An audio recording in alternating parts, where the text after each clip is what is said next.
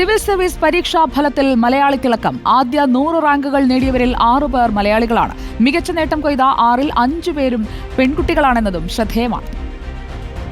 Civil service പരീക്ഷാ ഫലം പുറത്തു വരുമ്പോൾ അഭിമാന നേട്ടവുമായി ഇത്തവണയും മലയാളികളുണ്ട്. 33-ാം റാങ്കുമായി ആൽഫ്രഡ് തോമസ് ആണ് കേരളത്തിൽ നിന്ന് മികച്ച സ്ഥാനം കരസ്ഥമാക്കിയത്. തിരുവല്ല സ്വദേശിനി മാളവിക ജി നായർ 45-ാം റാങ്ക് നേടി.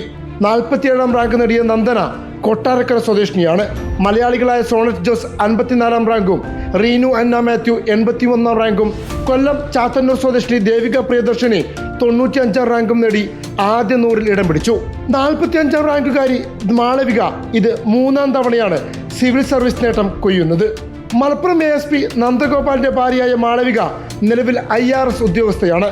വെല്ലുവിളികളെ അതിജീവിച്ചായിരുന്നു മാളവികയുടെ ഇത്തവണത്തെ നേട്ടവും. ഇതൊരു സ്ട്രെയിനായൊരു അറ്റംപ്റ്റ് ആയിരുന്നു. മോനുണ്ടായിരുന്നു ആ സമയത്ത്. 14 ദിവസം കഴിഞ്ഞാണ് ഞാൻ മെയിൻസ് പരീക്ഷ എഴുതുന്നത്. റിസൾട്ട് കിട്ടിയതിൽ വളരെ സന്തോഷം. 47-ാം റാങ്ക് നേടിയ നന്ദന 2ാമത്തെ പരിശ്രമത്തിലാണ് റാങ്ക് ലിസ്റ്റിൽ ഇടം പിടിച്ചത്. കുട്ടിക്കാലം മുതലുള്ള സിവിൽ സർവീസ് എന്ന സ്വപ്നം കീഴടക്കിയ ആനന്ദത്തിലാണ് നന്ദന.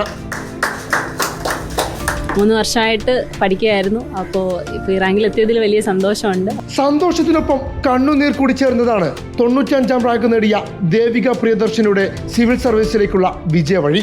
ഓൺലൈനിലൂടെ മാത്രമായിരുന്നു ദേവികയുടെ പഠനം.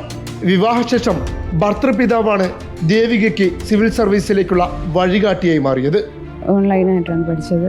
മെയിൻസ് പരീക്ഷ ഒരുപാട് കാര്യങ്ങൾ പഠിക്കാനുണ്ട്, ഒരുപാട് ടെസ്റ്റ് എഴുതാനുണ്ട്, എല്ലാം ഒരുപാട് പ്രാക്ടീസ് ചെയ്തിരുന്നു.